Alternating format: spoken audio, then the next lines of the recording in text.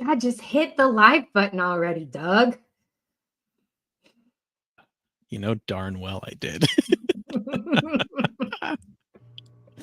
Hello, everyone, and welcome to our weekly 60-day novel challenge live show with your fantastic hosts, Abby, Hank, and myself. My friends, how are we doing today? Pretty fantastic. How about you? Pretty good. Hank, it used to be, and I don't know if life's just weighing on you, but when I asked you, you'd always give me if I were any better, I'd need 2 heads, or they'd need to lock me up, or so I expect something like that next week when we do the marathon. Just a heads up. You're just putting him on the spot. I know I am. Well, I'm not. I'm putting him on the spot for next week. You got it. A game in there. You got it. Abby, how are you doing today? Fair to middling. That's what my grandma always says. All right. My Well, in the granddad chat, used to say fair to partly cloudy. in the chat, we have Rob here, and David, and Aaron, and NJ, and TW, and Hope, and let me keep scrolling here. Hello, everybody, and Ella's here, and Elsie, and I think Emily. All right. I don't know. I'm, not for the folks out there, but for my 2 co-hosts, I'm getting usernames instead of like real names in the chat. Do you guys see that? Yeah, and I think Ew. people were discussing that in the chat when I first popped in, that for some reason, I don't know if it's a YouTube thing or Oh, yeah. I don't know. Yeah, It's yeah. nothing on our Maybe end. I'll I be sending promise my we're not handles doing to you. that to you guys. That's because weird. Rob is like also B7Q and Yeah. David's got like 6861. God, I hope that's not your PIN number that like somehow Which, by That's the way, weird. last time I had to put mine in at a store, I don't know what was wrong with my brain, but I said the numbers out loud as I punched them and then realized as I was doing it what I was doing. Abby, tricky move. That's hilarious. All right. So hello, everyone. We are here as always to chat about how the challenge is going, to chat about this week's lesson content. And if you haven't checked out this week's lesson, it is live on our channel where we discuss the midpoint and the second plot point. So the second half of the second act there. And then, as Hank was saying during writing sprints, you bring the Q's, we got the A's. We always have a long period of time at the end of this for answering questions, whether they're about the second act, whether they're about writing, about the challenge in general. And then I'm going to do some shameless plugs along the way, because why not? But let's start out with a little question for the chat here. NJ asked, what's everyone's current word count? Where's everyone at? How close are we to achieving our goal? You don't even have to say your word count if you don't want, but let me know how close you are to your goal.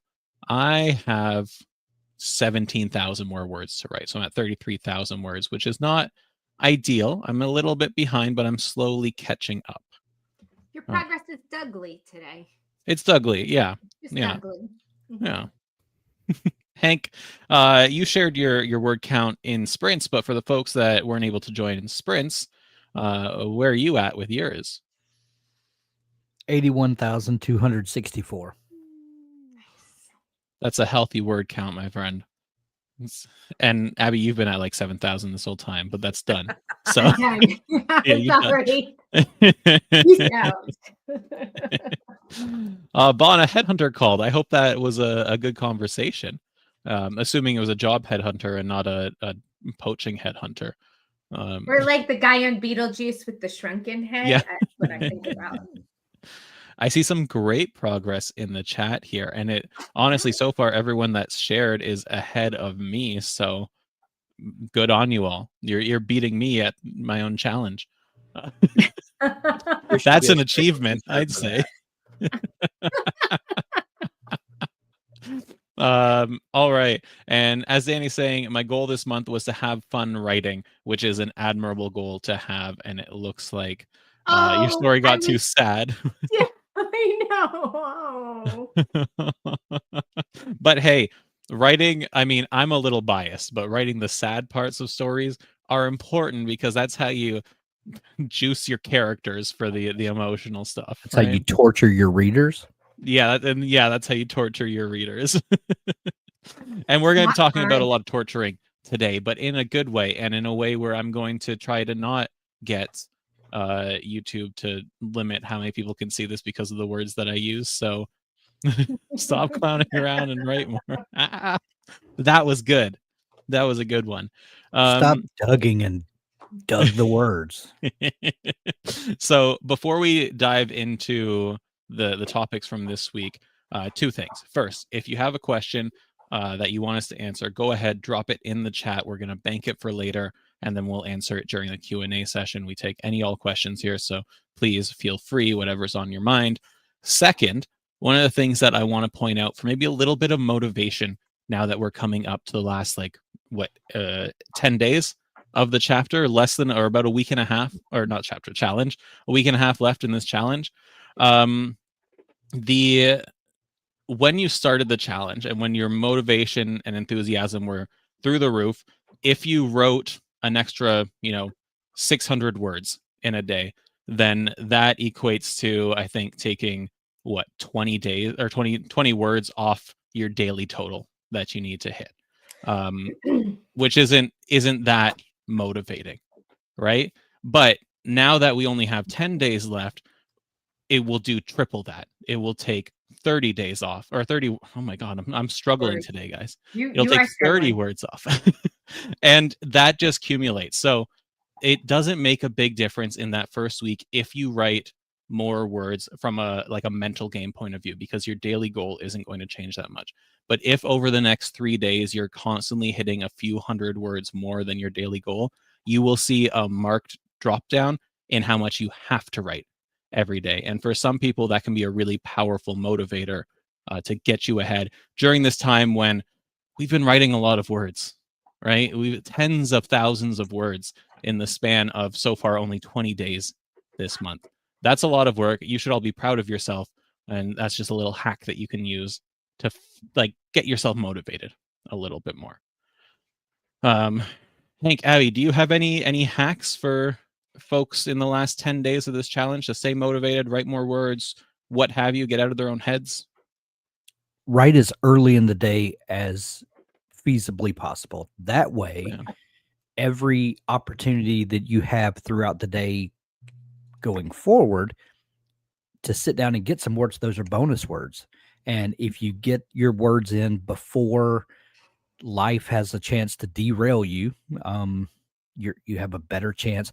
Now, and I know some people prefer to write in the evening and all of that. I understand all that. But if you do that first, you have less of a chance of things going haywire and getting in your way. And it's just one of those things that you just have to set your mind to it. And if you do it first, you're much more likely to get it done. I like that. Prepare for and the that's just me unexpected. talking as a dad. I'm just, much more likely. But that's preparing for the unexpected. And worst case scenario, you've just written bonus words that day in addition to your normal writing session.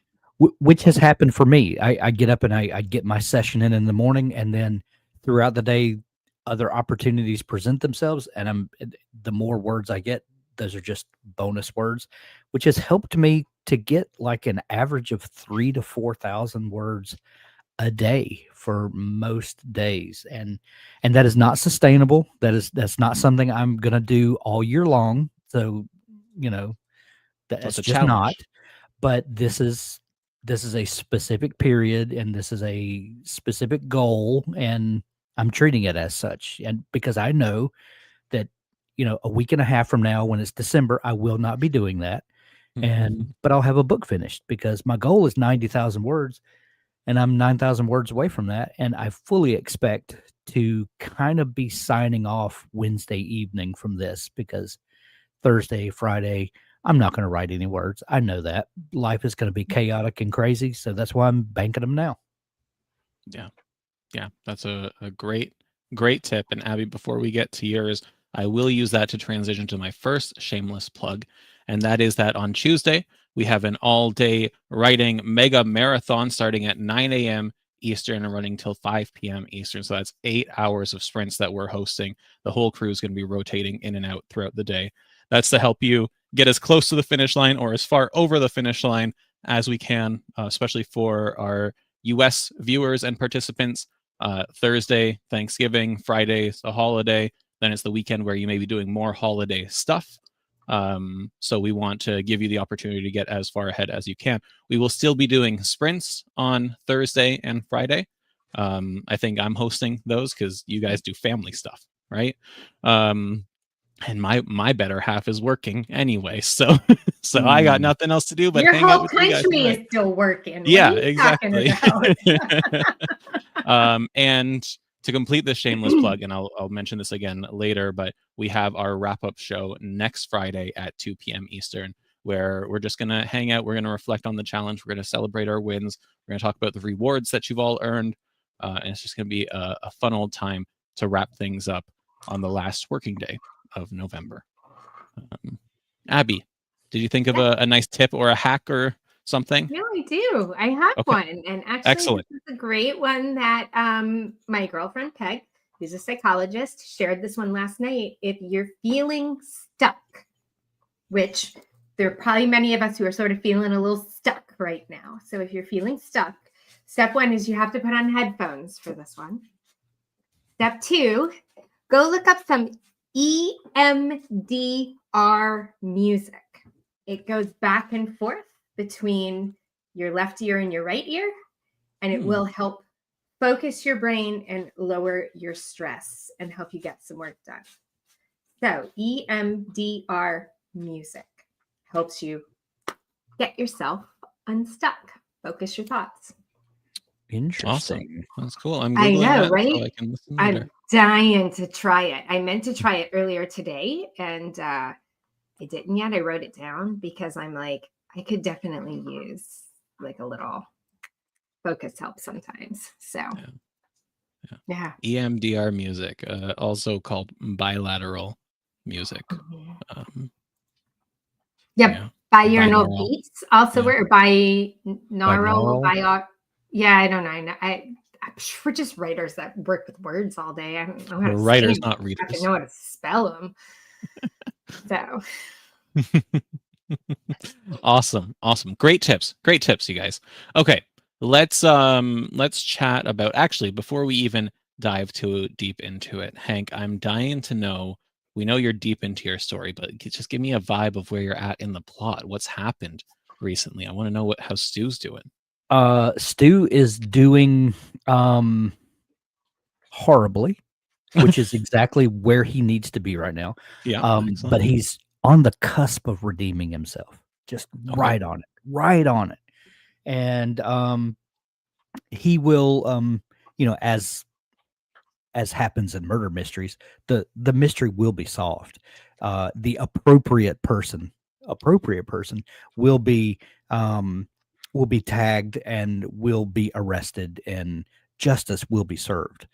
But the fallout will be immense, which is going to lead right into book 2, which I already started sketching out last night. I knew that in the writing this, that the door would open up for a sequel. I was kind of hoping it would, but I was trusting myself to not think about it too much and that it would reveal itself. It 100% did. So I'm awesome sketching on book 2 already, and probably will start writing that after the first of the year. Fantastic. Yeah. I've promised my wife that I shan't be writing any new first drafts in December, that I shall only be editing and revising in December or taking a break over the holidays. But then come January, I'm working on something new while editing and revising too. Yep. Right? Because it's going to be scratching at my brain. Are we still going to have podcast titles and podcast episodes in the sequel? Oh, 100%. Okay, good. That has revealed itself to be a thing. So yes, as a matter of fact, the series will probably be called Murder Town, and the new book tentatively will be Murder Town Cold Case. Nice. because there's a 30-year-old mystery that Stu is gonna use solving this cold case to win back the hearts of the town. Because if there's one thing that a town who hates you loves, it's you digging into their past from a long, long time ago. 100%. If it's solved, he will be a glowing hero. If not, he just made more enemies. Fantastic. Yeah. All right. I kind of like that it's the cold cases, though, because otherwise you're just like that little old lady with the knitting needles that happens to live in a very small town where like 7,000 people get murdered, which I'm always like, really? Another one? Haven't you moved yet? Haven't they made you move? Haven't they decided you are the reason why maybe everyone keeps getting murdered? So I kind of like that. Well, let me dig back into the past. Yep. So. All right. Let's talk briefly about the two story beats that happen in the second half of the second act, the thing that rounds out your second act. Because next week we're talking about the third act. Because if you've been following along week by week and you're aiming for a 50,000 word novel, then that's kind of how the structure plays out. You'll be entering the end next week, but we got to get there, right? So last week we talked about the rising action, and that is all this new stuff coming at your character. They were in their ordinary world. In Act 1, they were somewhere that was comfortable and normal for them. Then something happened and they had to leave that to pursue a new goal. Things started happening to them. They started making new friends, new enemies, learning new things, probably being overwhelmed for most of the time. But there's more to the second act than that. In the second act, I don't like dealing in percentages. We've established this already, but the second act takes up the bulk of your book. Some would say 50%. Some would say more than 50%. Some might say less than 50%. Really wishy-washy way of saying it, but it's the bulk of your book. And so what we're talking about today, first of all, is the midpoint. And the reason I mention these percentages and the way that it falls is because some folks will say the midpoint falls at that 50% mark. It doesn't have to. And when I reflect on my own writing and all the books I've ever written, it's never actually fallen halfway. It's always kind of been further along. But that might not be the case for you. But the midpoint, what it is much more important than where it is. And the midpoint is this humbling, devastating reminder to your protagonist that for as far as they've come since they left that ordinary world, they have not come far enough. Generally, our midpoint presents in one of two ways. It's either a devastating defeat. They try something bold and it truly doesn't work out and there are dire consequences for it, or it's a false victory where they try something out and they're successful, but as a result, something awful happens, or because they were so preoccupied, something terrible happened off screen or somewhere else. And the whole point of this is to remind the readers of what's at stake here, to remind the character that their lie still has a grip on them. And most importantly, it feeds into the third beat of the second one that we're talking about today, and that's the second plot point. I hate the name of it. Maybe we'll come up with like a Dabble specific name for this beat, because plot point 2, the second plot point, I know, like, as my nephews say. Pardon? So common. Yeah, exactly. It's boring. But this, like the first plot point that we experienced after the inciting incident, this is a time for reaction. It's a time for reflection. And so when the midpoint happens, it's that devastating moment. It's that humbling moment. It's that putting everything into perspective moment. And then the second plot point makes our protagonist readjust. They say, okay, this bad thing happened. What do we do now? How do we go forward? And more often than not, it causes a mindset shift in the protagonist. For the first half of the story, everything before the midpoint, your protagonist has been reactive. They have been pursuing a goal. They have their own motivations. They have their own agency, but things are happening to them. Everything's new. Everything's strange. And as I say in the lessons, they're just trying to keep their head above water, right? Now, after this event, after the midpoint, once they've figured out what's going on, once they've done their pep talks, once they've talked to their friends, once they've rallied, they are proactive. And they may have a new goal to pursue. It may be the same goal, but it could be a new one in light of what happened in the midpoint. And they go after it hard, right? They are determined now based on what happened in the midpoint. So my go-to example, and I truly can't remember if I said this in the lesson, But when I think about the midpoint, I think about this band of adventurers in a fantasy story going up against this evil king, and they want to deal this devastating blow. So they target like a fortress or an outpost or a village that's been occupied by the king's forces. And if we want a false victory, okay, they're successful. They liberate this outpost or mine or village or whatever. But at the same time, the king knows what's going on, so he sends this army to wipe out their village that they came from, that the heroes came from. Okay, so we have the victory, but we have these huge consequences that go with it, and that causes our heroes to get, first of all, upset, but then very mad, right? And reframes where they're going. That's the point of this second half of the second act. Something devastating happens to them, and what devastating is to your character is up to you. You know them a lot better than we do. But then they have that moment of reflection, of contemplation, of reframing, and they go after it. And that's what they're pursuing on their way to their climax. It's not easy. It's not full of wins after that. In fact, there's going to be setbacks still. And there's going to be a major setback that we'll talk about next week. But that's the whole point of this part of the second act. So a lot of yapping on my side. Abby, Hank, any thoughts on the midpoint or the contemplation that follows? Hank, I'm going to give you the floor. Because as Doug talks, I just keep like thinking, why didn't I put this in my chapter book? Why is my structure totally different? What?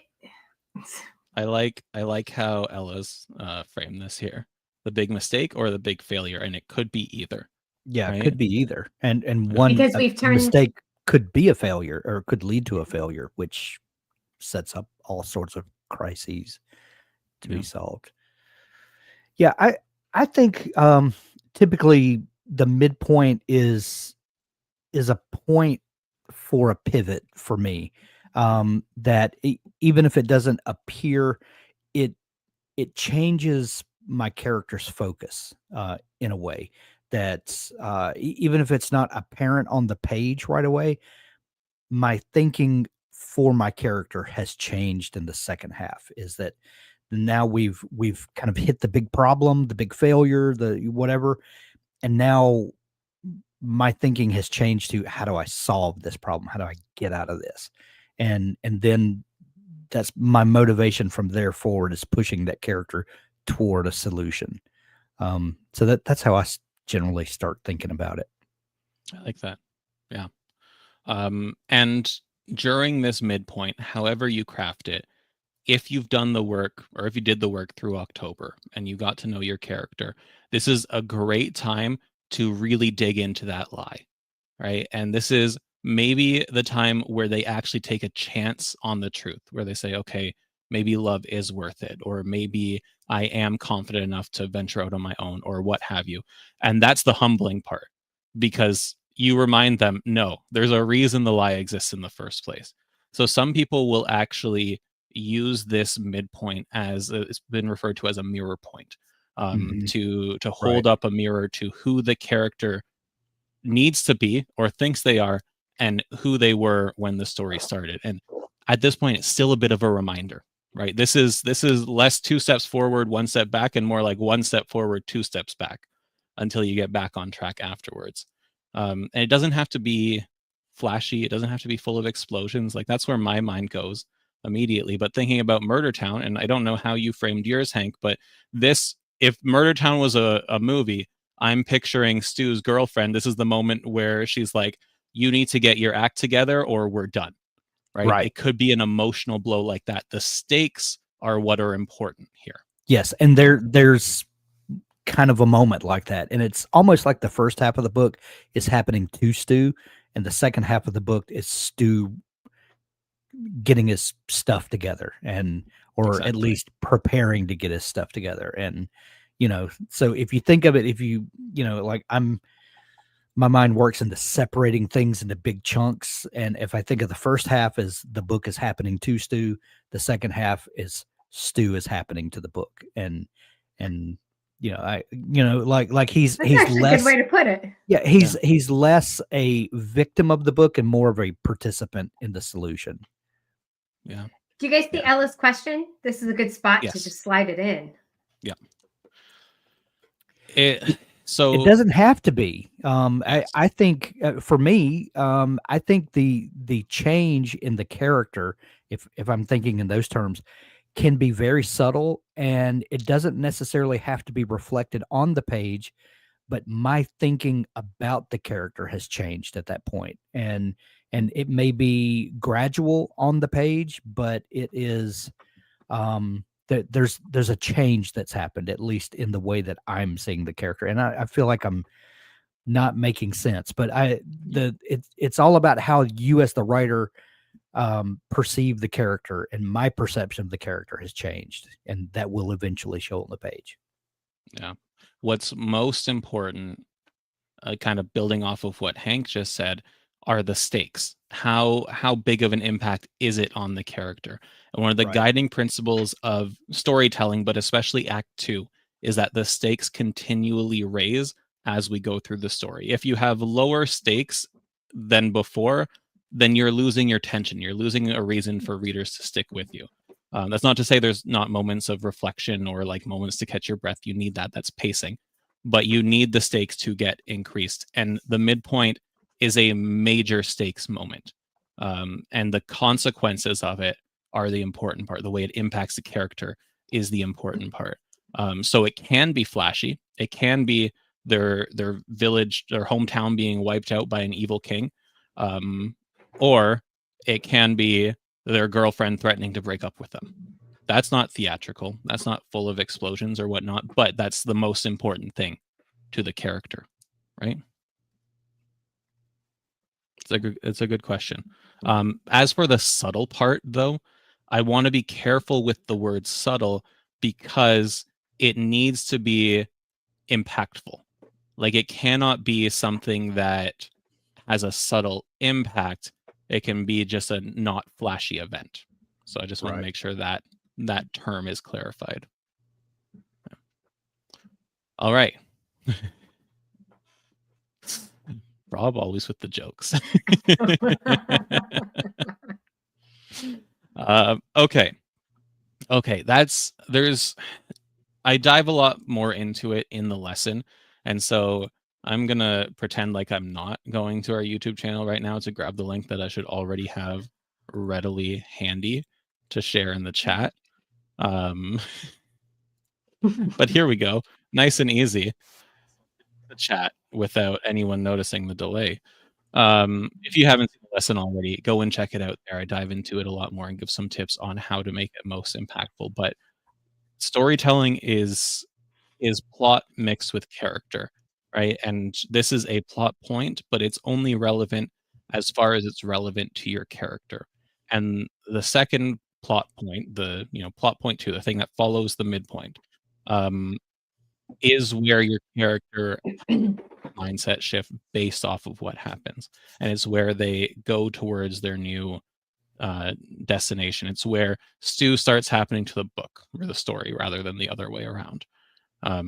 So that's what you've got to think about. And one of the easiest ways I think you can wrap your head around these beats, if you're still struggling with it a little bit, watch a movie, because most movies, especially popular blockbuster ones, follow the 3-act structure without much variation, and you'll be able to pretty easily identify when the characters have momentum and then when something suddenly humbles them or reminds them that they aren't good enough yet to accomplish their goal. After I read James Scott Bell's and he calls it the mirror moment, right? Yep. In the center. My husband and I pulled up a bunch of movies that we had already seen. So we already knew the plot for them. And we went right to the halfway point to see what scene was there. And it was in all those big blockbuster movies. I mean, nailed it every time. Yeah. Almost to the minute, the middle point, you could identify it. It's actually super helpful. So. Yeah, so your homework is to watch movies. I'm the terrible person.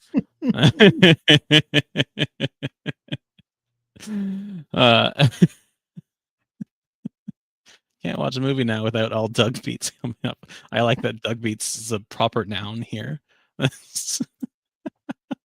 I did not make these things up, just for the record, but I'll accept that verbiage. All right. Nicer than right. the verbs that we make you into. Yep. Sure My is. my goal still is to make Doug an adverb. All right. That's it for my lecturing at you for this time around. Now it's time for the discussion part of it, for the questions. I see we have a bunch banked already, so why don't we just dive into it? You Let's pick jump them. I'm in. going to keep checking. I'll watch the chat and star them. You guys take them from there. All right. Okay, LJ, great question. And I like talking about magic. So, how do we weave magic system reveals into emotional beats so it feels natural and not info dumpy?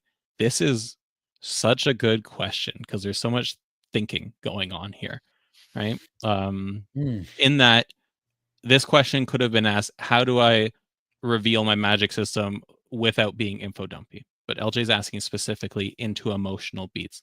And I'll start because I salivate over magic systems. I'm wiping it up right now. Who lets me on these things? I honestly don't know. So the first part of the answer is that not all of your magic system has to be revealed through an emotional beat. Some of it can be revealed in a non-emotional way, just through action itself. Cast fireball, right? Okay, now we know that someone can conjure a fireball in this magic system. You add on that they wave their hands around, they speak in some language. Okay, we know some rules surrounding it now.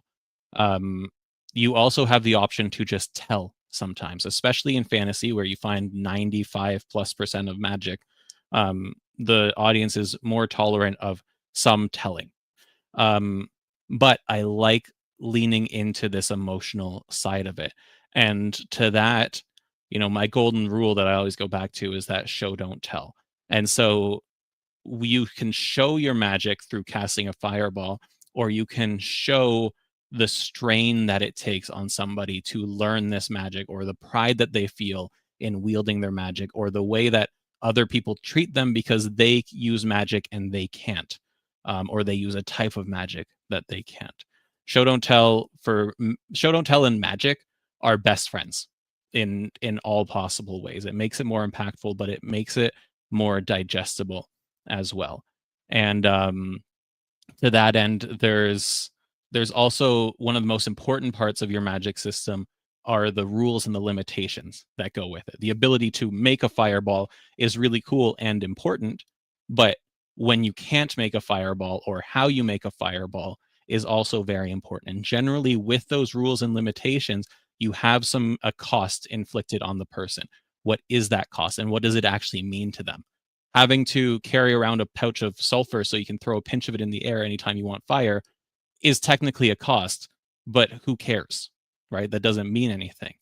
Having to, sacrifice an ounce of your soul every time you want to heal somebody, okay, now there's something important here. Now you have to be choosy about who you heal because it costs a finite part of you, right? If every time you use magic, your mom looks at you with more disappointment, or every time you don't use magic, she looks at you with more disappointment, whichever way you want to go, that's a cost as well. That's personal.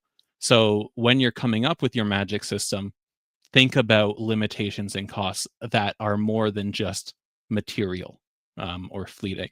It was, who was it yesterday or the day before? Oh my goodness, if you're in the chat, please remind me. But someone said that their character gets magic essentially from doom scrolling on their phone, which I thought was the coolest thing, because it's like you don't realize the cost that takes.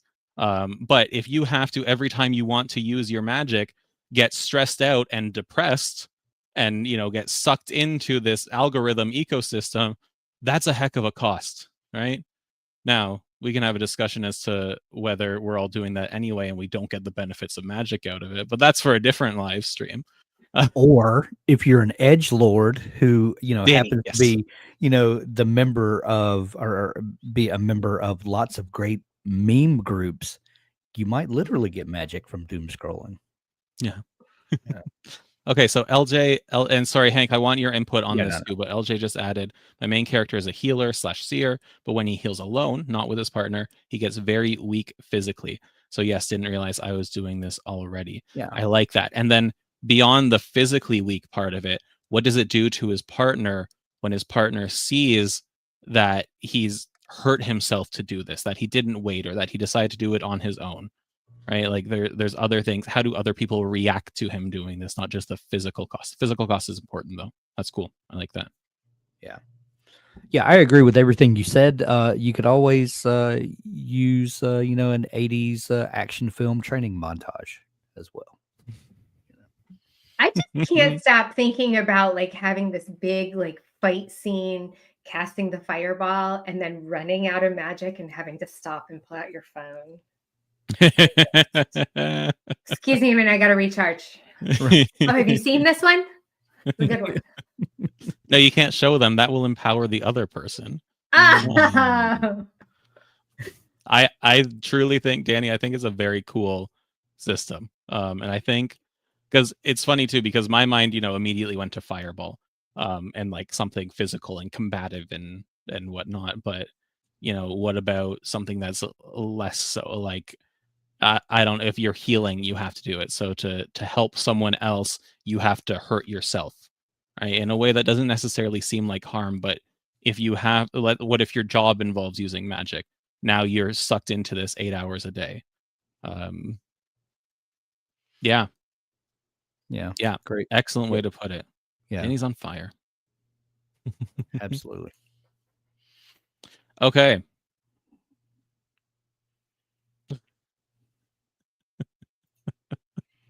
Oh no. All right, let's hit our next question. Hank, do you want to pick one? Yeah, let's see. Let's see what we have here. Here's a great one. Also, question: after the challenge, can you still access sprints, like to keep momentum going on your project? Great question. As a practice, every Tuesday, Wednesday, Thursday, we have writing sprints at 12:30 Eastern, where we as a group join up and write all year long, every Tuesday, Wednesday, Thursday. For this challenge, we're doing Monday, Tuesday, Wednesday, Thursday, Friday. So we're tacking on a couple of extra days there to help keep the motivation going. You can join those 3 days, Tuesday, Wednesday, Thursday. Join us and write with us anytime. You also, there's a couple of different ways that you could handle this on our YouTube channel, because we broadcast live. Those live rebroadcasts are available anytime that you just want to pop it up and join in on 3 20-minute sprints. You could just rewatch one of those and jump in and join. And Bob's your uncle, to borrow a Canadianism. And is that a Canadianism? I don't know. I felt like it was. I don't Do you guys not use that down there? No. You're making it Canadian. Yeah. I mean, we're, that's my olive branch for today. Thank you. But other than Give you that one. the YouTube rebroadcast, you can go to wordsprints.org and create a sprint just for yourself if you want the timer and the writing implement there to write in. You can create a link. You can set it as public and go to your favorite social media platform and paste the link there and say, come join me to write. Over in Dabble, see if people want to join you, or just have strangers join you. And you can create your own writing sprints anytime that you choose, 24 hours a day. Just knock yourself out. So yes, sprints are ongoing, and we would love to have you join us or create your own. It's all valid, and we would love to have you join us, or tell us when you're doing one, and we'll try to join you occasionally. I think LJ has organized quite a few sprints as well, which I know the community really appreciates, and I'd love to see that momentum carried on in December and January and forever by folks in the community. But yeah, excellent. And we learned in the chat here that it's more of a British thing. Bob's your uncle, but we were Commonwealth, so that's why it's here. But then who Marilyn's saying Louisiana connection with Canada because it's used there as well. So it's funny. The more you know, right? The more you know. I mean, John is my uncle. I'm just gonna throw that out there. I don't have a Bob. And Bon asked about doing Monday, Wednesday, Friday sprints, but as Abby pointed out, internally, just to clarify for Bon's second question here, we have meetings on Monday, and we tend to have more stuff on Mondays and Fridays that would interfere with sprints. So Tuesday, Wednesday, Thursday have been working out pretty well so far, so that's what we'll stick with. And tell your friends to come to sprints, and if we start getting more and more, then we'll just have to add more sprints. So that I'm turning the onus onto you specifically, Bon. Yeah. Can I pick the next one? Yeah. Let's NJ post a provocative one here. How do you make each book of a series satisfying by the end without solving everything? And I've written a fair amount of standalone books, and I've written a couple of series lately. And this was something that I had to solve for myself when planning out a series, and the way I approached it was I had for a trilogy, say, there was one big problem or one big character arc that I wanted my character to go through, a big problem that had to be solved. And then from that big problem, I identified 3 smaller problems that could be solved within the arc of one book. And then the solution to this sub arc would contribute to the solution to the big arc. So for me, it started with kind of starting with a character, finding out what their big journey was, and then how I could break that into smaller challenges, quests that would be solvable within the confines of one book, but would add something to the bigger journey. So that's how I approached it. I think if you're going to develop a trilogy, every one of those needs to have a satisfying ending, not necessarily a fully standalone, but satisfying. You should have a beginning, middle, and end. And what you don't want to do is like Dungeon Crawler Carl. When you get to the end of one book, it just literally just trails off the page. Are you and trying you have to to make pick up Abby the next mad? one to continue on, and it's just insane. It still makes me mad. I just felt like that entire genre read is it that way. That's it's not just him. The entire genre is that way, and it infuriates me. But that's what people have become accustomed to and what they expect, and it's what those people want. it's not what they want, But traditionally, a trilogy should be 3 independent standalone stories that each contribute to the larger story as a whole. Sorry, I see the chat going on between Marilyn and Rob, because Marilyn said that she had a Robert Hammond uncle. So definitely a case of Bob's your uncle, and Rob's last name is Hammond. So he's like, really? Am I your uncle? And Marilyn's like, no, he died in 1967. Ooh. Well. So, okay. I really agree with everything you said there, Hank, which is why I think, like, I don't want to look down. I don't want to come across as I'm looking down on pantsers or anything like that. But I always say you need to earn your pantser card, because if you've written 50 books, then you don't need to necessarily think so much about that bigger series arc, because you know what it's probably going to be like, how to navigate your way through it, and how to adjust properly if you need to reorient yourself. But the earlier you are in your writing career, I think the more you need to think about the plot of your series itself, and think about, more importantly, the characters' internal conflict and their journey across that series as well, and then just break it down from there. I really like how you said that the resolution of one book presents a problem for the next book. And I think it was in our workshop roundtable, but I may be mistaken. We've done so many live events lately that they're all starting to mix together in my brain. Yeah. But I like thinking of trilogies in terms of the stakes as like local. So like your town is in danger, and then your state or your province or your country is in danger in the second one, and then the world's in danger in the third one. That's not literal per se. It could be, but that's kind Escalating of stakes. yeah.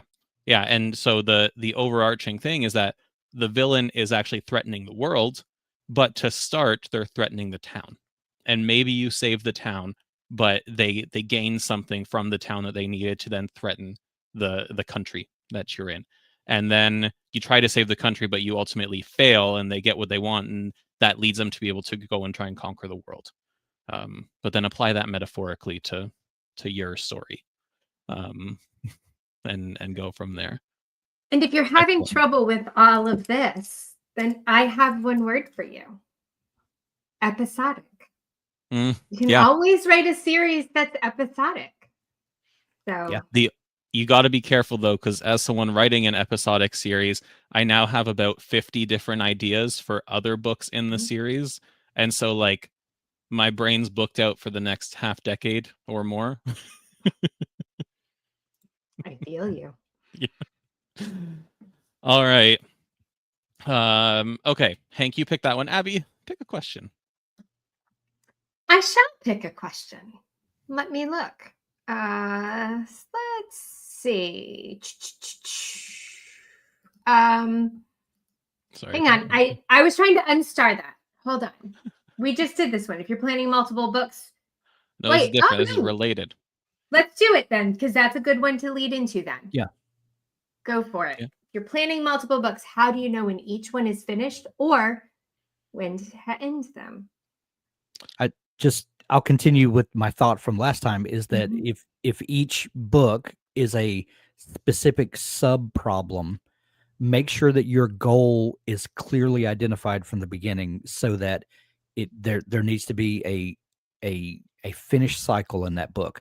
And then the takeaway from that book should contribute to the larger problem of the overarching problem that you're working on. So when you kind of create your big arc, then create your 3 sub arcs from there, and make sure they have clear goals, clearly defined goals, what the problem is that you're solving in that book, and make sure you have a clearly defined path for that. And so how do you know when to end it? I plan that out from the beginning. That's And just because it's a series doesn't mean that all of the stuff that we've been talking about for this whole challenge doesn't apply to each book. Each book is going to have an external conflict. Each book is going to have an internal conflict.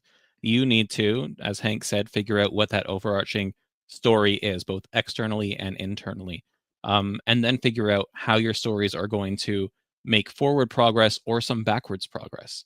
If your character's internal journey is some sort of crisis of faith, and they end up believing in something at the end of it. Okay, book 1, they start believing more.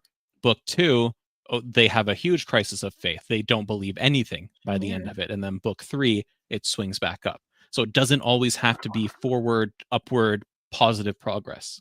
And in fact, should not be. If you have it all planned out from the beginning, then if you know what's going to happen in book 2, you can leave book 1 on a cliffhanger, which makes the people want to pick up book number 2. You've satisfied book number 1, Dungeon Crawler Carl, but then left us on a cliffhanger that makes us want to pick up and go to the next level of the dungeon. Just saying. Or not even a cliffhanger, just the car runs out of gas in the middle of the highway. Right. Kind of half hanging off the cliff, right? We didn't exactly Thelma and Louise it. We just... Yeah. But it has to be, like, they have to be complete stories, unless you're writing a Dungeon Crawler Carl, right? Unless you're Matt Dinian. My apologies. But that's, and when to end them, as you'll hear in the lesson next week, where we talk about the climax, there's the resolution of those 2 book level conflicts, the external and the internal for the protagonist. But there is not the resolution of the series conflicts until the very end. All right. You picking the next one, Dougie? Sure. let's do this one because it's talking about habits, it's talking about goals, talking about mindset. And you guys know that's my favorite thing. So Bond's asking, do you have any tips for those of us who tend to go hardcore in November or October/November and then become slackers for December/September? Do you guys mind if I take the reins to start? Go for it. All right. This is also something that we talk about in the lesson that's coming out on Monday. We talk about the third act, but then other stuff. But one of the things that I'll pull from that lesson is that you, by the end of this challenge, and hopefully by now, you have proven to yourself that you can do hard things. And that hard thing being planning and writing a whole book or a substantial part of a book. Even if you don't reach the 50,000 word target by November 30th, if you're at 26,000 words by the time we hit November 30th, you've still written 26,000 words in the span of 30 days.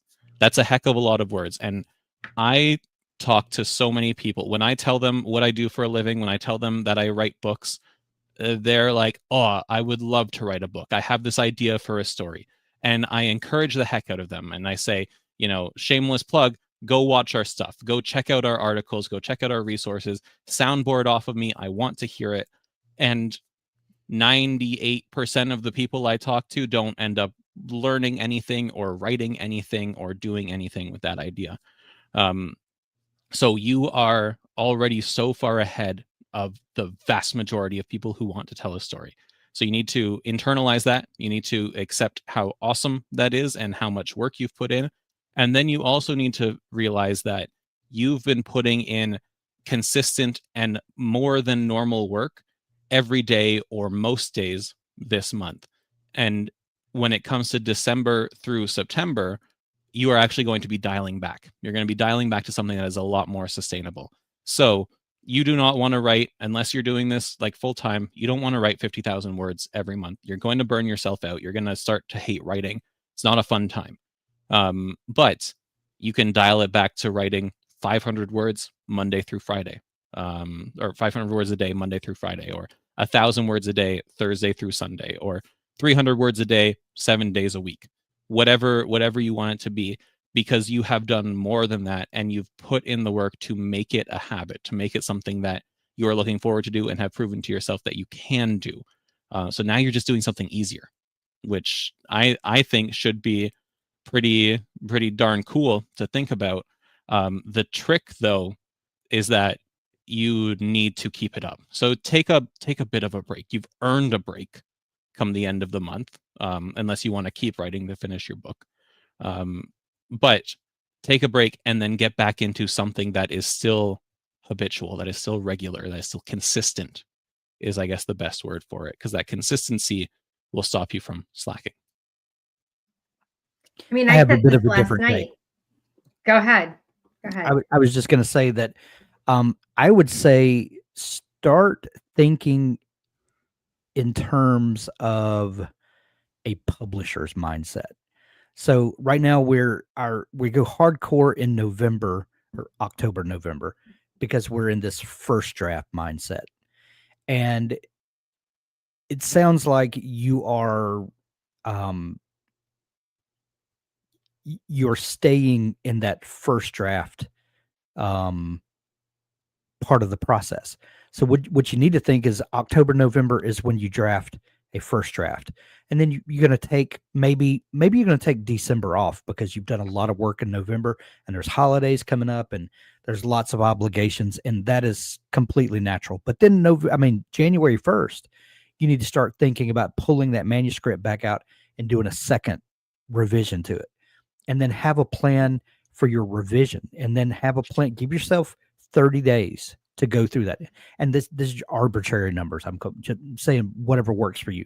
But say give yourself 30 days to go through and make a second draft. And then give yourself another 30 days to do a third pass on it. And then set a goal for getting other eyes on that manuscript and getting some feedback from people. And then do a final edit on that, and then move into the publishing phase, whether that's going to be self-publishing and go in the indie route, or soliciting manuscripts out to agents and things like. But have a plan, and then follow that plan. And then that should get you up to April or May of next year, and then start thinking about your next first draft. And all of this time that you've been going over this first draft that you did in November, you will have gathered all sorts of ideas for the next book that you want to write. And while those ideas come to you, jot those down, have a file where you keep all of your ideas. And then, April or May, when you're, into the throes of spring, you should start having ideas ready to start first drafting that next book and start that process all over again, and get out of this mindset that every October, November, I'm going to write a book, and start thinking about the process of publishing a book. And that includes writing the book, editing the book, marketing the book. And then the next part of that process is writing the next book, because it's never a finished process. And you could do that twice a year. You could go through that whole process twice a year, and you could, build a body of work that you're proud of in a few years. I thought we were going to get into an argument here, Hank, when you said you had a different take, but no, these two things work together, because of course you were right to point out that it is different, because I said continue to write X number of words a day, but I guess it's more, you've established the habit or the routine or the consistency of time invested into your writing. Yes. Continue to invest that time whatever you need it in. And I think that cycle makes perfect sense. Yeah. Awesome. What about you, Abby? Any advice? I mean, I was just going to say, as far as like the word count thing, not everybody feels like they got to write 2 or 3 books a year, though. Yeah, I mean, I've written quite a few books at 250 words a day. That's one page.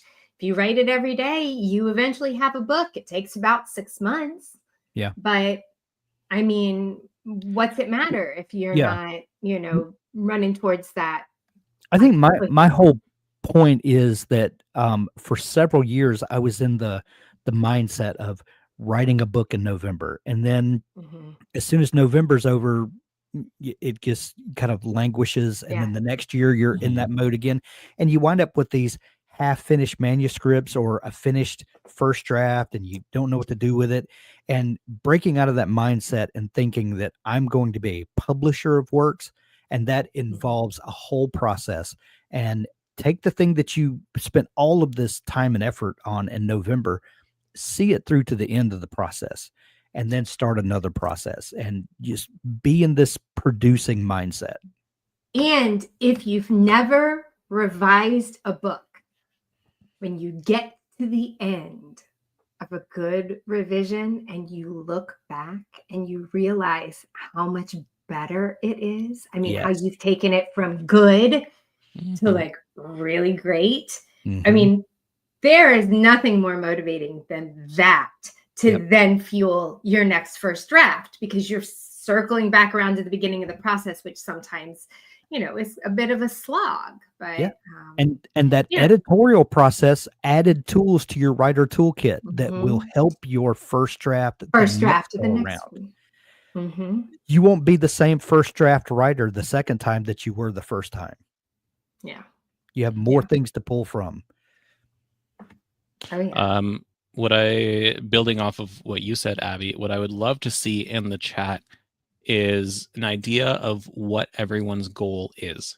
Do you want to write and publish 2 books a year? Do you want to write 1 book? Do you want to just write for fun and never have to go through the process of a copy editor to get ready for indie publishing, or go through the querying process? You just want to have books under your name for fun. Do you want to write TTRPG stories and turn them into campaigns? Let me know what your goals are. And I want to know what your guys' goals are. You, Hank, I'm starting with you. You kind of mentioned it. I think I'm probably going to take December off, and then in January I'm going to go through and do a character pass on my manuscript, make sure that my characters are following are up to character. They're consistent all the way through. And then I'm gonna go through my plot points, my red herrings, make sure that all of those our red herring are doing they're fulfilling their purpose, that the misdirection is appropriate and surprising and all of that. And I'm just gonna do a couple of passes like that, then I'm going to get an editorial edit and just kind of step by step like that. Awesome. Abby, what about you? So my Stu the Duck book has already been revised. I did it. I did my revision last week. So I've already sent it off to my illustrator. So Nice. it's already bumping down the road. The same illustrator. I know somebody who might need to help me with the copy edit line edit pieces, but the illustrator doesn't need that version in order to start doing the pictures, which is going to admittedly take longer than it took me to write the book. So, but he had a pretty free December, so I made sure that I fired it off to him, and I'm already knee deep in revising the book that I was working on revising before the 60-day novel challenge started. And you guys were like, hey, push pause on that and write something new. And I was like, okay, because I'm feeling peer pressure from my friends. So what are friends for? That's what friends are for. Don't you have a book coming out next week? On Tuesday. On Tuesday, on our marathon day. Out on Tuesday. Love it. So right there. But this is the illustrator doing my my next book, and he and I are going to actually indie publish it together. So I told him we would. Awesome. We'll be like because it is going to be heavily illustrated. So love it. Awesome. Love it. I'm so excited. That's fantastic. Thanks. There might be an audiobook of that one coming up. There might be, Hank. Do you know? Abby's just leveraging the Dabble team for her own writing at this point. Everything. Oh, I want to indie publish my book. Well, let's do indie summer. Oh, I need an audiobook narrator. I wonder who that is. I need a copy editor. I wonder who that is. I see through you, Abby. I'll tell you who I did not ask to illustrate the book, Doug. After your paper on screen the other day. Man, kick a man when he's down. Yeah, shots fired there. Never drawing in front of Abby again. And by down, I mean he can't draw. For my own goal, as I said before, I promised my wife that I wouldn't write any new first drafts in December. So I might have to do a little bit of writing for this draft because I think it's going to be around 65,000 words. And that will not be done by the 30th unless I get a lot of words in on Tuesday. But I'll finish that up. And then I have my novella from last 60-day novel challenge that just has a whole bunch of track changes in it from my copy editor that I need to go through and accept or reject and then start using it to build my mailing list. I have 1, 2, 3, 4. I'll have 5 first drafts. I'll have 5 first drafts done and just waiting for me to actually do something with by the time we're done this book. See, when you put it into perspective like that, it really makes you think, Doug, what are you doing? Why aren't you working on those? Which is why goals are important, because I feel like this year my goal has just been to write, to enjoy writing, to try new things. I finished my dark fantasy novel this year. I finished my horror novel this year. This will be the second urban fantasy that I finished this year. I've written a range of things this year and I've enjoyed it all and I've learned a lot from each of them. But it's time to get some more books out there and, make some money off of all this effort. All right. And I saw some great goals coming in the chat too. So thank you everyone for sharing those. I'm not going to go through them one by one, but they're there for everyone to take a look at too and get inspired by. And if you're watching this after the fact, please in the comments, let us know what your goals are. Because that'll be fantastic to read. Hope, thanks for swinging by and catching as much as you could. We'll see you later. Awesome. Okay. We have some more questions to get through though. Who wants to pick? Who's picking? One of y'all pick. I'll pick. Well, no, Hank, you pick. Yeah, okay. Cerintha says, Ooh. what's a decent budget to indie publish? That is a wide open question. I mean, I'll Then break down the one that I just did. If you can anybody's like real curious, I don't mind. Yeah. you can I'll just start this and then you can jump in with your Mhm. specific use case, Abby. You can spend as little as you want if you want to bootstrap it and do it all yourself, which you can. From basic covers in Canva. And I forget who it was that was on the show talking with us a while back about if you are strapped for money and you want a decent cover, go with one that is font based, and we can I'll post some insights on that, and where it's more text based than it is photograph based or draw illustrated. You can do that. There are some great options for editing, some services out there that you can use, and we can add some context to that later. You can do some swaps with other authors that maybe for some beta reading and things like that. And you can literally bootstrap and get by with very little input, or you can hire professionals for every step of the process, which might give you a better output or a better outcome in the long run. But that's not available to everyone. And some people, you need to start with little investment and, kind of grow their project as they go. So I know that's not really much of an answer, not specific answer, but you literally can invest what you're able to, and it might make certain aspects of the process easier to hire in professionals to do that.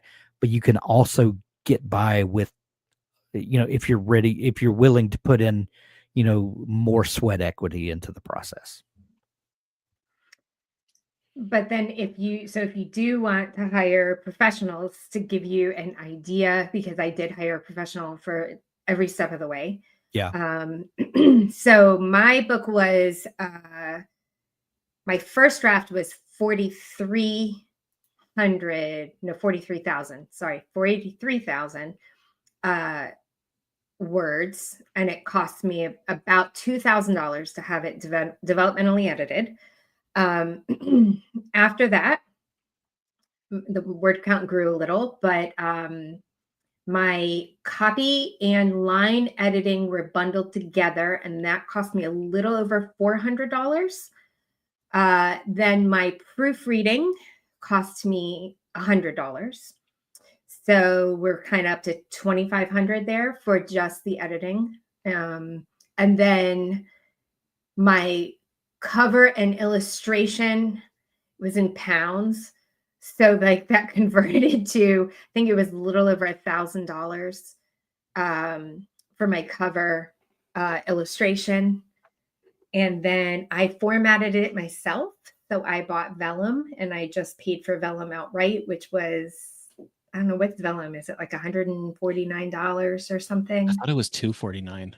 Maybe it's $249, but I went ahead and did it just because I knew if I was going to indie publish, that was going to be ultimately where I could cut a corner and do it myself and feel pretty good about it. So I went ahead and put the investment in now for that.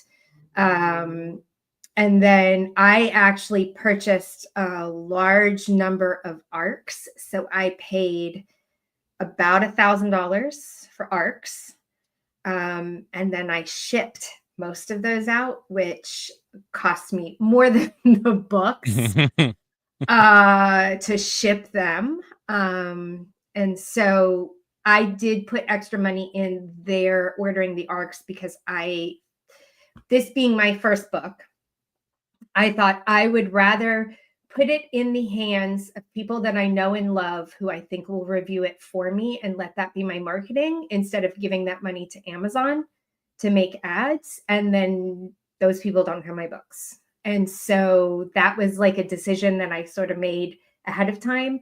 But I am not going to put any ad money into it because it is my first book, and I'd like to have a couple books out there before I start putting some ad money into it. So this is what I did in lieu of the ad money. Was I did buy, and you would not necessarily have to do that if you're writing for adults, but kids, paper is still king. So I did order the paper books for that. So it adds up real fast, because we're not even talking about your website, putting that together or anything else. But so if you're going from bootstrapping to, it's a couple $1,000. Yeah. So and honestly, I love the idea that you are intentional with your process, and knowing that you're not advertising right away because you do want to build your back catalog a little bit. I love that intentionality, and no matter which end of the process you find yourself on, do whatever you're doing with intention.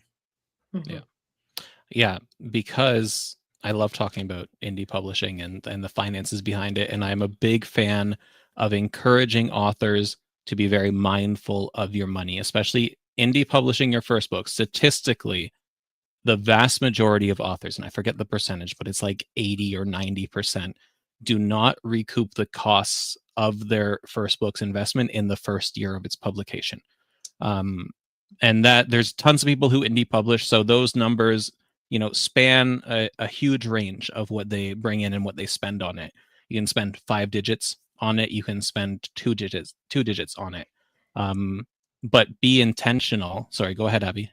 I was going to say, can I point something out? Because you're saying that, and it's just occurred to me. So part of the reason why I spent what I did to put this book out is this is actually not my first book. It is my first published book. This is like my 6th book that I wrote. Now, had I decided to indie publish the very first book that I wrote, I would have 100% gone Hank's route. Yeah. I would have looked at how to cut corners and how to do it. But I have put a lot into wanting to build this into a career. And so I very mindfully decided, and it was a decision my husband and I made together, to make it as polished as I possibly could, just because it really wasn't my first book, even though it's my first book. So And I think, like Hank says, the intentionality is important.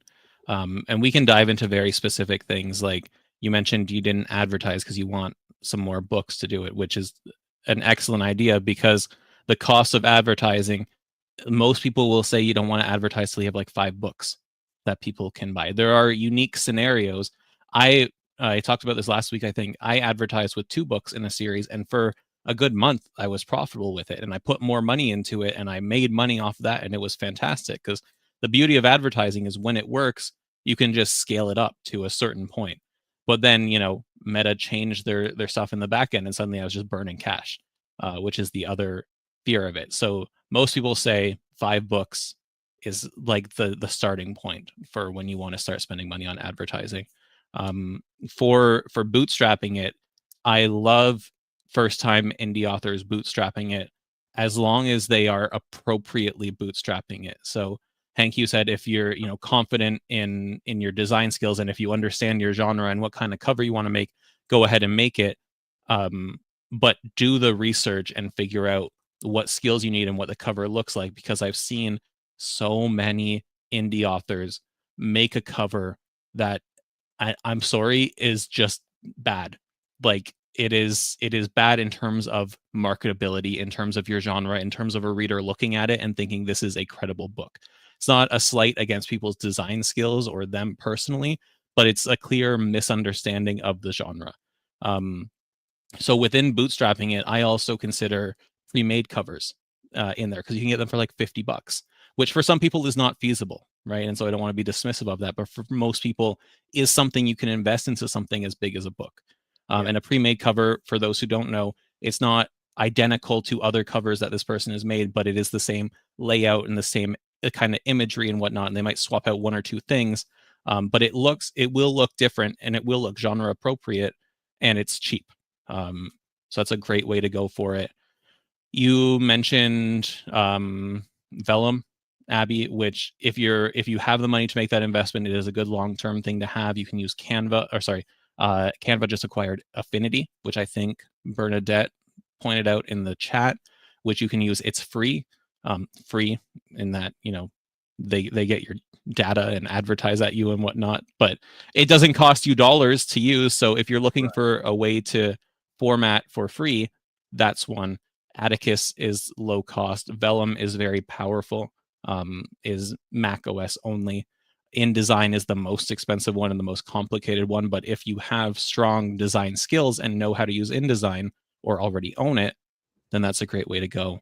But I always say to brand new indie authors, you should be, unless you have the skills to replace it, you should be paying for a cover in some form or another, and you should be paying for a copy edit at the very least.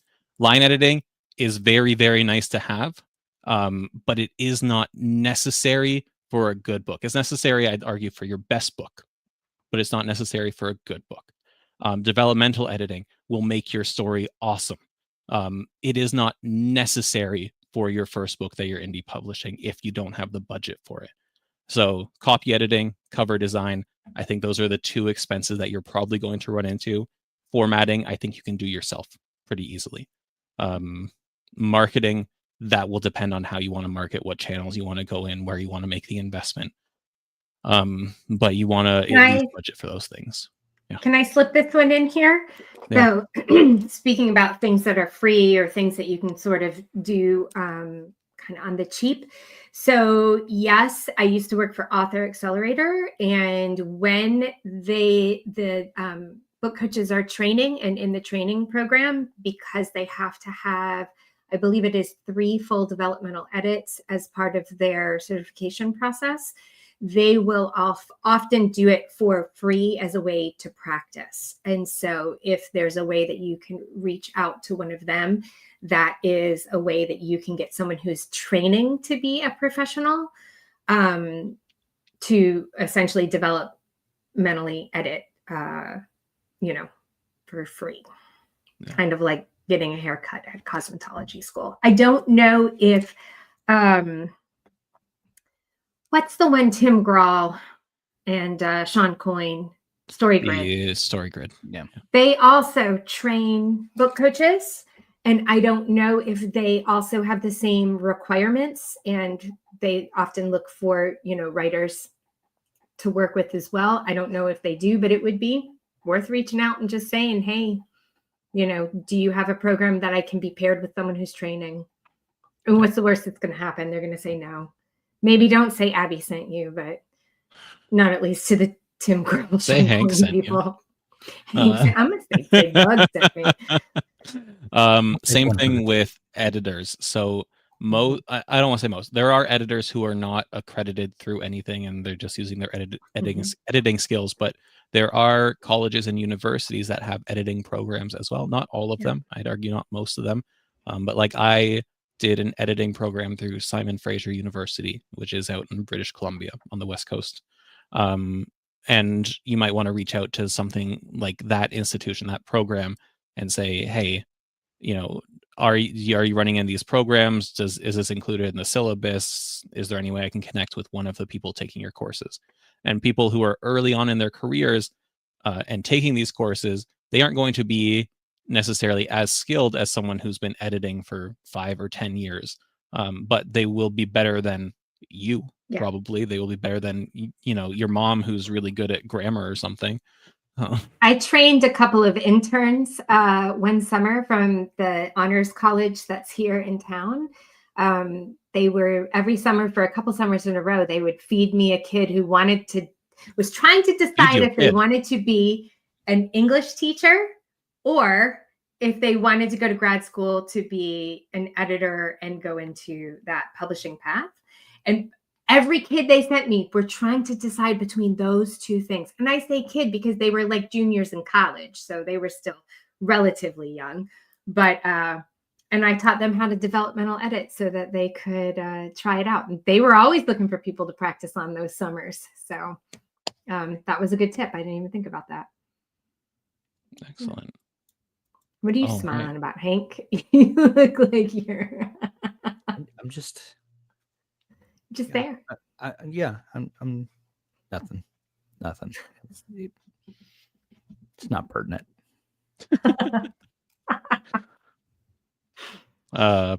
Okay. We have some other questions, right? But before we get to that, I just want to share something on the screen here because Abby doesn't ever want to see my art. You just inspired me when you said that they fed you kids. That's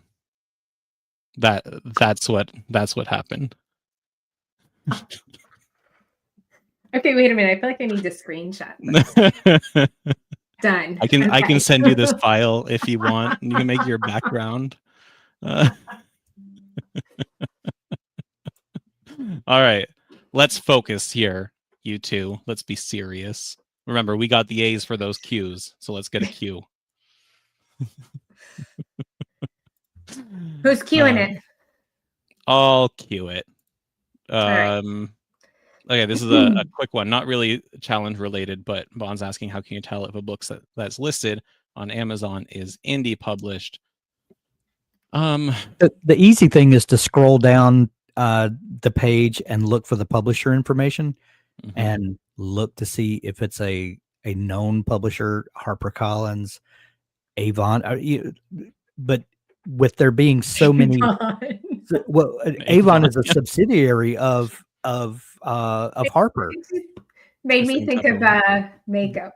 Yeah, I know, and I realized that and I got an email just a little bit ago from my publicist at Avon Books, and that's why it was on top of mine. Mhm. But they literally are a subsidiary of one of the big 4 publishers now, and so you know, if you look for the publisher, Google it real quick. If it's one that's owned by a subsidiary, if it's a subsidiary of one of the big publishers, you can find that out really easily. If it's an off the wall name that you've never heard of, it's probably an indie, publisher who's, developed their own LLC or something.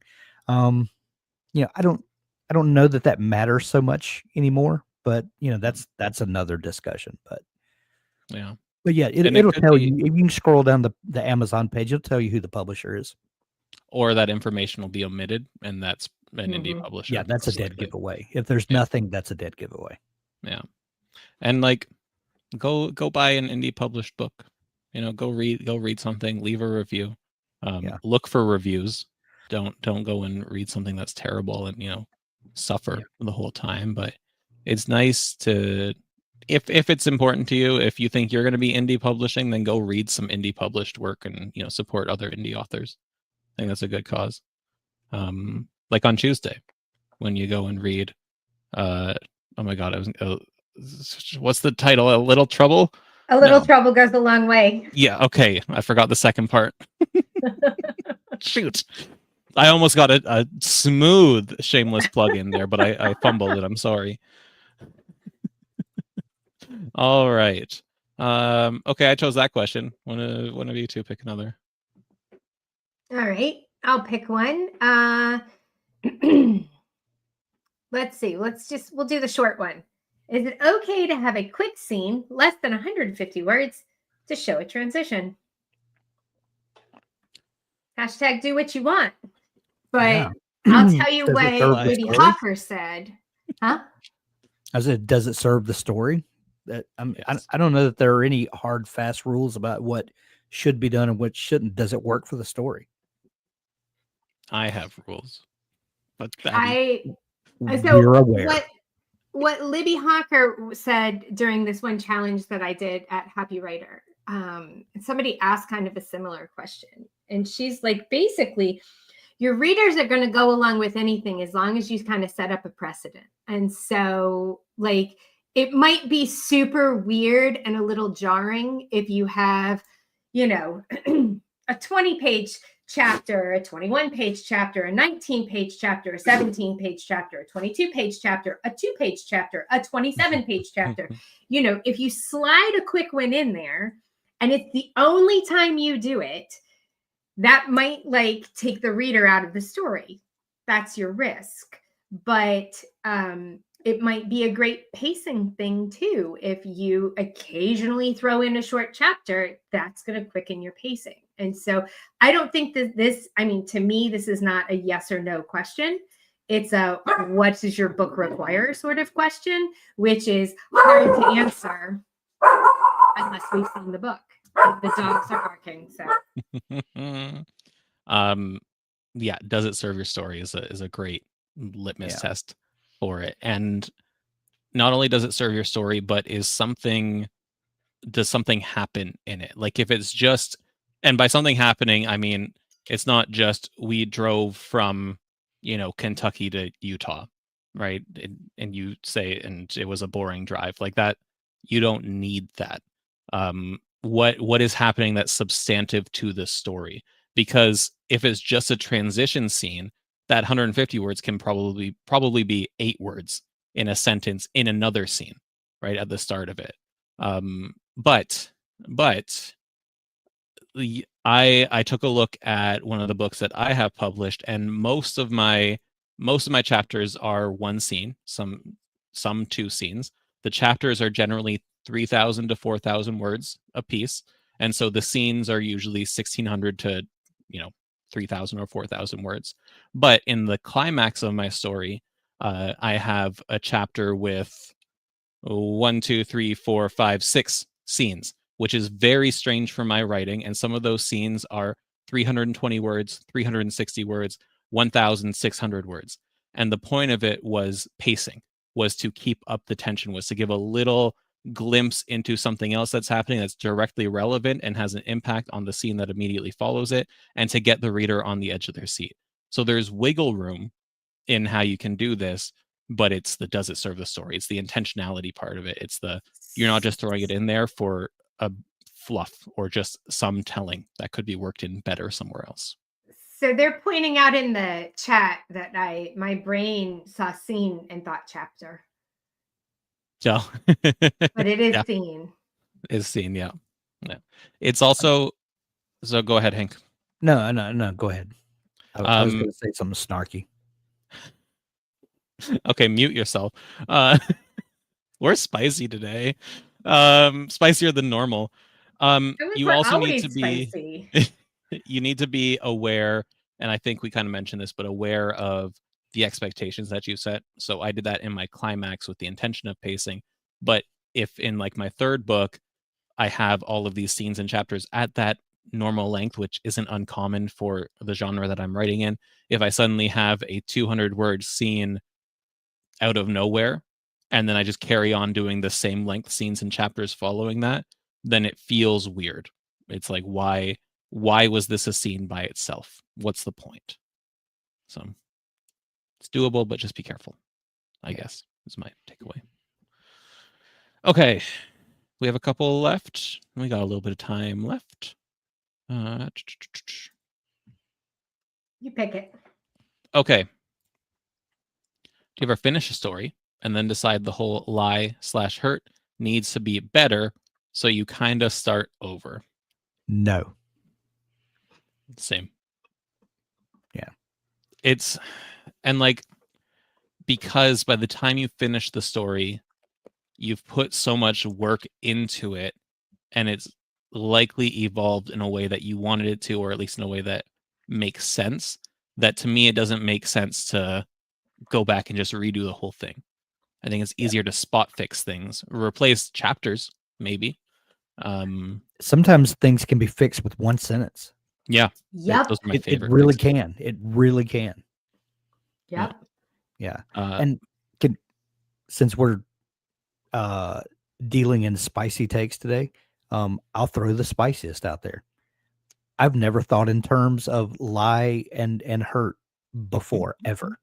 That is neither have I. That's a Doug. That does not come up in my planning process. Never. It's Dougly. I'll push back on that. It does, but you don't think about it explicitly because you've written enough. Because you understand the craft enough. Because granted, as you've been explaining Murder Town, yeah, I've been able to place it on this framework. Right? Yes. But I'm just saying that, like, in my planning process, that's never it's just not something I think about. It naturally comes out. It's just Yes. not part of the way I plan a book. Yeah. So Which is why I mentioned before and have mentioned many times before, you have to earn that Pantser card. yes. This doesn't happen to you in your first couple books if you take the time to plot it, because you understand what the stakes are, what their hurt Yeah. is, how you can pick at them, and what their growth is. So odds are when you get to the end of your story, if you haven't planned this out already, then you're someone who's written 5 or 10 books, and so you know intuitively how to guide the story and what it needs, so you don't end up in the situation anyway. Yeah. But yeah. See that Kio's just I was about to Kio's just say. creating conflict. we We talked about this the other day in an academy event. Yeah. In our first act. I'll workshop. go on record. I actually like a prologue. I do too. I don't. And we'll read the question for the benefit of the people that are listening to the audio only podcast. Okay, I got a question that's more of a community debate: prologue or no prologue? I kind of like a prologue. Okay. I renamed my prologue in the book that Jeff and I are working on right now. Yeah. And what did I call it? Because I wanted kids to read it. I didn't want kids to skip it. And so I called it prologue chapter 1 ? And then we wrote it. That's funny. That's funny. So, I'll say specifically what I like about a prologue, just to kind of kick off this debate. do it up. I like a prologue that makes me think, and I'm thinking specifically like in a mystery or maybe like a fantasy book, that there's a subtext of mystery somewhere where the prologue introduces information to me that I can hold in the back of my mind, and I wonder where it's going to come back up, because invariably it's always, like halfway through the book or something before the information from the prologue becomes valuable. But I'm always holding on to that, trying to figure out where the author is going to weave this in. And it's just kind of a little mini puzzle and I just kind of like it. I can't tell you what it is specifically, but I kind of like it. I like when they give me something, and then, chapter 1 begins and it's a whole different world and all. I'm like, how are they going to bring this in? So when we sent this particular book off to be developmentally edited, and it had the prologue in it, and we sent it to a developmental editor who is known for being incredibly harsh on prologues and very anti-prologue. Yeah. Never said a word. The term. Loved it. Anti-prologue. She was very anti-prologue, and she loved the prologue. Now, she didn't necessarily like the rest of the book, but she liked the prologue. And for that very reason, Hank, was why we did it. This book that we're working on, it's a middle school that is located not just in the center of the universe, it's the center of the multiverse, where space and time are stretched a little too thin, and weird things pop over from other dimensions all the time. And so when the book starts off in chapter 1, the townspeople are so used to just seeing weird things that they just think they're normal. There's a whale floating over the school, and Amelia Earhart's Lockheed 2E plane comes out and nets it and pops it back. And so we had a prologue that sort of set the whole thing up, so kids would just have some context about what was happening and why the school was where it was, et cetera. But it was quite funny, and it had been a while since I had read it, since we put this one aside, and I went back and reread it. And Doug, it has footnotes. What a wild prologue. I have to appreciate Rob's comment in the chat, all caps, "I will die on the prologue hill," and then in brackets, caveat, "not all stories might require it." And so I'm not anti-prologue, but I will likely never use a prologue. I'll eat those words one day, I'm sure. But you need to understand how a prologue works and what it can do for you. And most importantly, and Bon asked if we talked about this recently, we did in our workshop roundtable in Dabble Academy. We were chatting about prologues. there are a large chunk of people who skip a prologue. Okay, so understanding that, you need to make sure that the information that you put in a prologue is complementary to the story. It is not essential for the story, because there will be a vast majority of your readership who will not get that information. But a prologue can be powerful because it gives you flexibility that your story wouldn't otherwise have. Your prologue cannot be chapter 1 renamed prologue unless you're doing something, sassy like snarky. Abby. But it has to be taking place at a different time in a different setting. It has to be removed somehow from the story, a different narrator or perspective or what have you. Otherwise, it is just another chapter, and you want a time jump before the actual story starts, which doesn't make sense if it's not a prologue. So that's the reason I'm not anti-prologue, but prologue hesitant, because I think too many people think it's just an excuse to do whatever the heck they want, and they don't tie it in sufficiently, or it doesn't make sense for the rest of the story, or they just don't want to figure out how to incorporate that information in a way that is more effective storytelling. Or it's just an info dump. And I love info dumps. I actually love exposition and world building and just reading about the footnotes. Give me freaking footnotes. I love it. But you can't do that all the time. You can't do that in most cases. And a prologue is not an excuse to info dump. Or is it? No. But what if I have 5 don't even put that in their heads. Oh, now I kind of want to Robert. have more than one prologue, just as a joke. So funny. Is that something Brandon Sanderson has done? 5 prologues? I feel like it is. I feel like it is. I think it is. Yeah. Yeah. So I'm all worked up now. I'm not. Again, prologues can be effective. They can be good. They can be enjoyable. But a lot of people will skip them. So just be aware. As you're pulling up another question, I'm going to drop an article about prologues. We love flustered Doug. I'm also laughing at this. Always flustered. My children say I don't laugh at anything. And I'm like, I feel like they've never met me. They've never watched one of our shows. All the time. Maybe it's just their jokes I don't laugh at. Okay. Yeah, maybe you just didn't raise funny kids. I did though, but all right, did you ever finish a story? Oh wait, did we already do this? We did this one already. We're down. So we're just down to one question. My big horrible thing seems to be way towards the end. Does that mean I need to cut back on the first half, rethink this, write more on the back half, something else?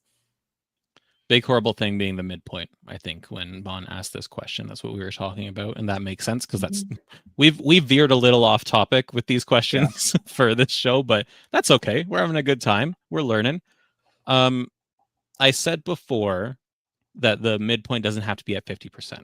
Right, a lot of structures will tell you it is. A lot of guides will, but in practicality, and I don't know about you two, but mine is 60%, 70% of the way through the story, maybe. But once you start getting too deep into it, into like the 80% range, and I don't like the percentages, but like that deep into the story, then you probably have a structural pacing problem. Yeah. Because as Hank mentioned before, this is the moment where the story stops happening to Stu and Stu starts happening to the story. Right. And if there's too much of the story happening to Stu and not enough of Stu happening to the story, we don't get the full development that we need. We don't get the stakes that we need. We don't get the journey that we necessarily need. And your ending is going to feel rushed. Yeah, so rushed. It's too cramped together. Yeah, you're gonna have too much resolution being crammed into a tight space, and like you said, Doug, I don't like the percentages. I hate that because too many people look at those percentages and think that it's an exact science when it's really it's just meant to give you a general idea. But the midpoint kind of needs to be toward the middle, if for nothing else, for pacing, for for you to have as much of Stu happening to the story as the story happening to Stu. It needs to feel earned and not just crammed into 20% of the book. So for that reason only, around the middle, 45 to 65%. Yeah. If you get too much more on either side of that, it's going to feel off balance. Yeah. Yeah. Because remember I like that it's now like canon that it's the story happens to Stu and Stu happens to the story. Yeah. But your character is reactive and then they are proactive. And if you wait too long for them to become proactive, then it's a little too overwhelming. It's a little too hopeless, a little too dreadful.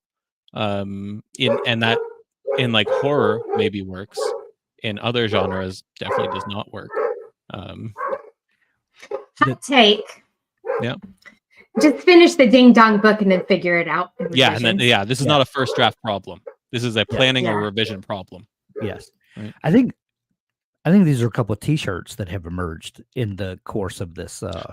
Is your story happening to Stu or Stu happening to the story? I don't know how we're going to word that, but that needs to be a T-shirt.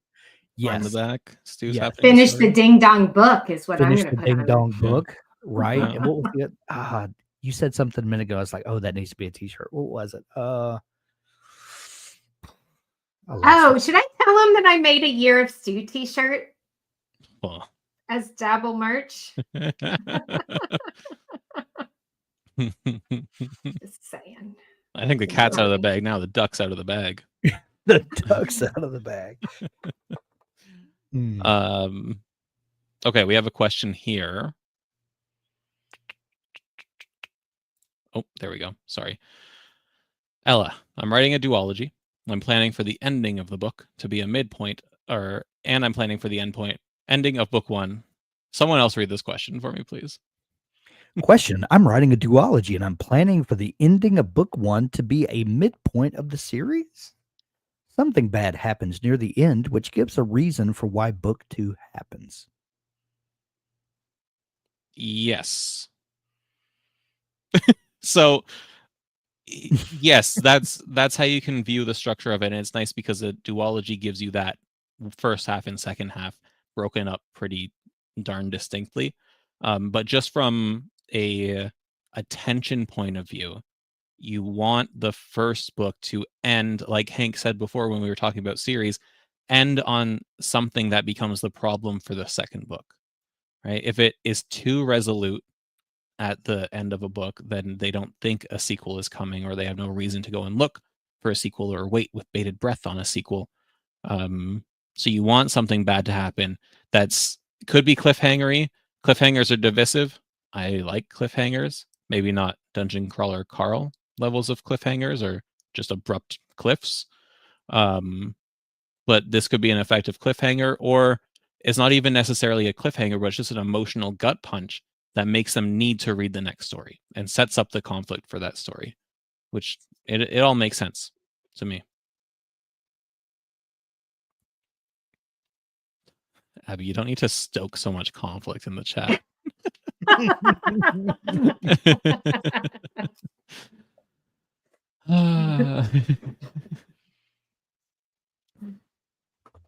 Do you guys have any thoughts on this? I don't, because I write everything episodic, so I don't feel like I have much experience. It makes sense. I think you're on the right track there, Ella. Yeah. Okay. Are we good? Bond's asking, what's the status of the winner merch? Abby's designing some. We'll have more info on that next week. Doug keeps poo-pooing. I poo-pooed one idea. I haven't seen. And I did it anyway, so we're gonna have was overridden. We're gonna have a catalog of options for you. No, Bernadette, I do not want poop shirts. I think that's our cue. To now the chat's bullying me too. I think that's a great place. My work here is done. Okay, so some more shameless plugs for y'all to listen to tomorrow. The writing sprints with Hank, 12:30 p.m. Eastern, 11:30 Central. Monday, final lesson and final week of the 60-day novel challenge. A video drops on Monday. Be sure to have your notifications turned on so that you know when that goes live. Our daily tips are going to continue as well. Tuesday, mega writing marathon, 9 a.m. Eastern to 5 p.m. We're going to be just writing a whole bunch of words. Whole Dabble marketing crew is going to be on throughout the day for that one. Wednesday will be our final 60-day novel challenge live show. And unfortunately, Hank and Abby have their fancy cohorts to attend to, which is fantastic. It's going so well. So Robert will be joining me on screen for Wednesday for talking about the third act and answering questions like this one. And it will be a lot less bullying, but still probably just as spicy. We're going to talk with Robert. Don't worry. They'll load him up. You think you're safe. Wednesday, we also have writing sprints. And then Thursday, it is a holiday in the US, but I'll be hosting writing sprints at 12:30 p.m. Eastern as per usual. Friday, same thing, writing sprints at 12:30 Eastern, and then our wrap-up show at 2:00 Eastern next Friday. And if you haven't seen it already, over in Dabble Campus, I posted that anyone who's participating in the 60-day novel challenge can get 20% off a year's worth of Dabble, whether you want to do monthly or annual subscription for that. If you hit the 50,000 word mark in your challenge project by the end of the month, we'll have a form that will go live next week that you can fill out, and that will earn you 40% rather than 20% off. If you're interested in a lifetime of Dabble, I'll talk more about that at the wrap-up event, but we're going to have a sale running Monday or Black Friday through Cyber Monday. So next Friday through the weekend. And that's the only time we discount lifetime for Dabble. And it's a pretty good deal. I think I saw actually Bond running the math for us because she's our math gal. And it's something like the equivalent of 1.5 plus or minus 1.5 years worth of Dabble to get it forever. So Marilyn, if you're working on 3 projects, then I think we'll have. I look down in the chat and just see Doug is pumpkin spice and Doug is maple syrup. I'm working here, guys. Then you can just include that in the form. We'll make sure there's a space for that. Does that mean Doug looks sticky? We've been on camera so long. I'm just like trying to behave so bad. I thought you were doing so well. But you weren't. Detention for both of you. Anyway, so there's a lot to look forward to next week. This has been one heck of a challenge so far. Everyone has been putting in so much work. We appreciate you showing up to all our live events, our sprints, our shows like this, asking some great questions. But before I lose my sanity, we're going to sign out for now. Be sure to tune in tomorrow for Hank's writing sprints, and we will see you next week. Bye, everyone.